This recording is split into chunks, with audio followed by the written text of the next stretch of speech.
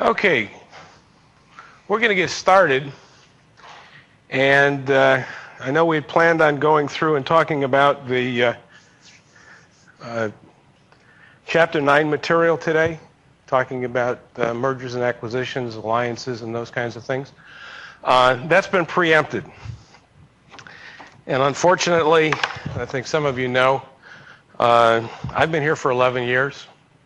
I spent 10 years before I came here at the Rochester Institute of Technology. So I've been doing this for the last 21 plus years. Probably delivered course content to tens of thousands of students over those 21 years. And there was always one lecture that I hoped I never would have to give. And unfortunately, that hope ran out. Because I'm going to give a lecture today that basically is the toughest one I've ever had to give. And for some of you, it's the toughest one you've ever had to hear. When the midterm exam ended on Friday, a week ago, I looked at this data from the midterm exam, and at first I was just looking at the running statistics for the exam, and the exam was running about a grade and a half higher than it ever had run before. I thought that was rather interesting. It kind of set up a little bit of a red flag, because with 600 and some odd students, and basically the course has been taught fundamentally the same way for the last 4 or 5 years, you don't see that kind of a grade improvement by chance. Once the exam ended, I ran more complete statistics on the exam, and what I came up with, or what came out of that, was something that looks like this. Right? And I'm comparing the summer 2010 capstone course, which I taught, to the fall 2010 capstone course. In summer 2010, this is the grade distribution. It's virtually a standard normal distribution around the mean. You'll notice that there's a single peak in the distribution, and that the tails of the distribution are relatively equal, with the exception of the one student down at the bottom who basically scored a 60 out of 200. It's a relatively normal distribution. That's what it ought to look like. There are about 400 students in the course in the summer. This is the grade distribution from this semester, and I think you can immediately notice the difference. This is what's called a bimodal distribution. Bimodal distributions exist when an external force has been applied to a data set that creates a systematic bias to the data set. Now, on Sunday when I ran this, I didn't know what the systematic bias was, but I knew that it was there. On Monday, I found out what it was, because a student, either through a guilty conscience or as a heads up, anonymously dropped this in the bin on my office door. This is, as some of you out there know, because some of you out there are also in possession of this, is the incomplete test bank for the midterm exam. During the course of Monday,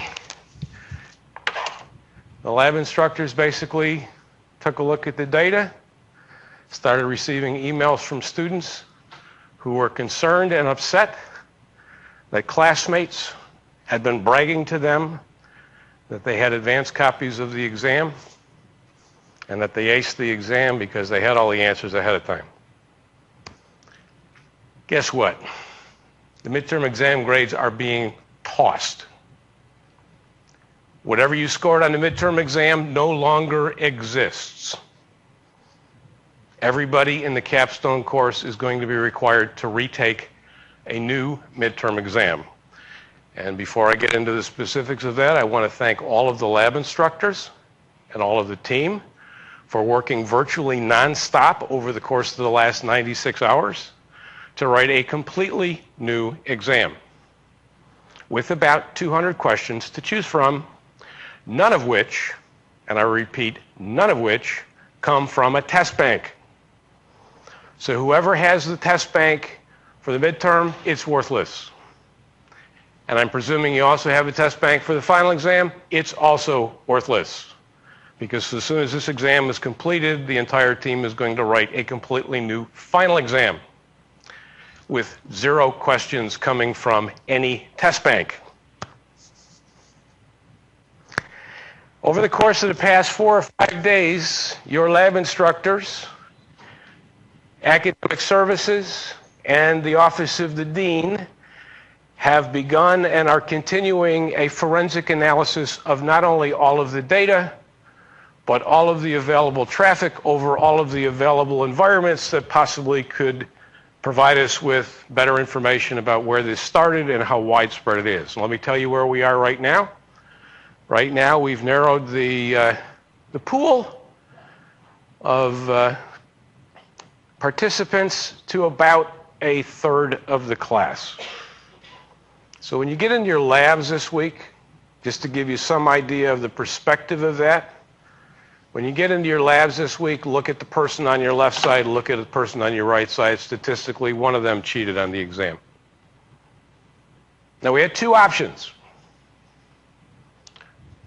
One was to basically just simply scrub all of the other activities through the rest of the semester, cancel the capstone competition. But that would have been unfair to the 2/3 of the class that was honest and ethical and tried and did it right. But I want to send a clear message to the ones who started this and the ones who propagated it and the ones who encouraged it over the course of the weeks leading up to the midterm exam. As I said to the Associate Dean for Undergraduate Studies when I met with him late last week, I could give him a list today, and I could guarantee him with about a 95% certainty that everybody who cheated on the exam was on the list. What I couldn't do was give him a list and guarantee that everybody whose name was on the list cheated on the exam. That was going to require some further forensic analysis of the data. We expect to have that forensic analysis of the data completed by the end of this week. At the end of this week, we will turn our findings over to academic affairs. And at that point in time, the options and the results and the conclusions are out of our hands. They will do what they need to do to protect the integrity of the university and to protect the integrity of the college. I don't want to be the one to have to explain to your parents why you aren't going to graduate. So I went back to the dean and I negotiated a deal with the dean.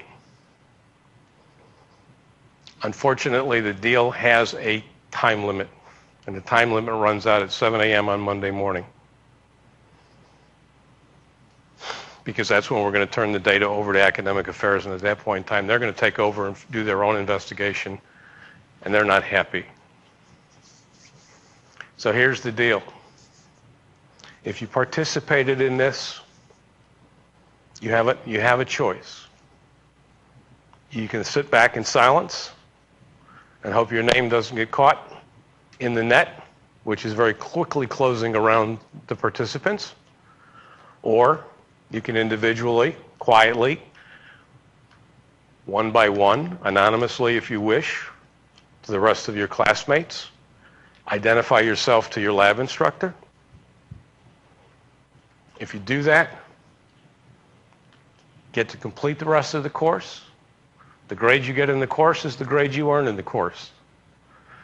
And providing you complete a 4-hour ethics course being offered by the folks over in academic affairs, any permanent record of this will be wiped from your transcripts. There'll be no further action taken. So the choice is yours. If you want to take a high-risk gamble, take it. I challenge you to take it. Because we know who you are. We know where you are. And when academic affairs is done, you'll know the outcome. And oh, by the way, for those of you who think that this is something that we caught by accident, college has informed every faculty member in the College of Business and every faculty member at the University of Central Florida that if they're using a publisher's test bank, that the test banks have been compromised. So if you've got a test bank from somebody else's textbook you think you're going to use, don't even dream of it. I've also been in contact with every single one of the major publishers who publishes textbooks that are used by the College of Business. They're not only aware of it, but 2 of those publishers have turned the matter over to their legal staffs to pursue whatever legal action comes out of the investigation. The information's also been shared with the Academy of Management and every organization that deals across college campuses, and I met in Atlanta, Georgia with faculty from 20 universities and shared it with them. The days of being able to find a new way to cheat the system are over. They're over, not just for this course, but for this university. This kind of behavior will not, cannot be tolerated. You know who you are.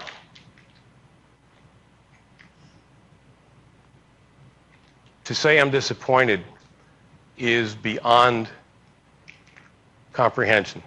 Physically ill, absolutely disgusted, completely disillusioned, trying to figure out what was the last 20 years for.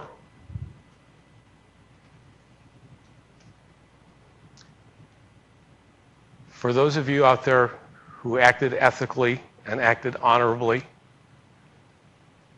and did it right, you have my undying gratitude and my utmost respect. For those of you who took the shortcut, don't call me. Don't ask me to do anything for you ever. Again.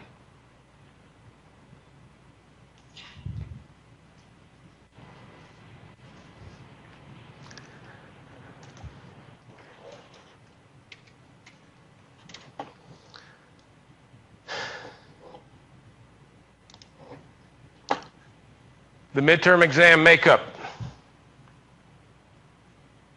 will open at 7 a.m. on Monday morning, November the 8th. It will close at midnight on November the 10th. It'll be open for 51 hours. That's it. Those are the hours you get to take the makeup exam. I don't care what's on your schedule. I don't care what you have planned. If you have to give birth, you're going to give birth in the exam room. Because it's going to have to take a signed, hand-delivered note from God for you to get out of taking this midterm exam. So adjust your schedules, blow off whatever it is you have to blow off to be there. But this is a one-shot, one-time, 7 a.m. on Monday to midnight on Wednesday. If you miss it, too bad. It is mandatory for everybody. Even those that did not participate. Yep, and you can thank your teammates and your classmates and those that did participate for providing you with the opportunity to do this.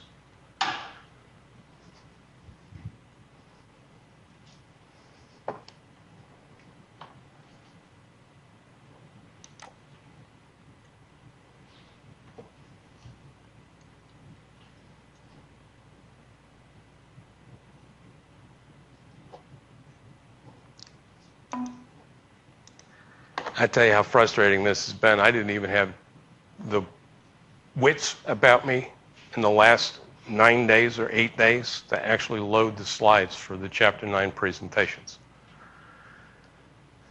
So I literally have, unless I have it on my keychain, I literally don't have the material available to me to be able to present it.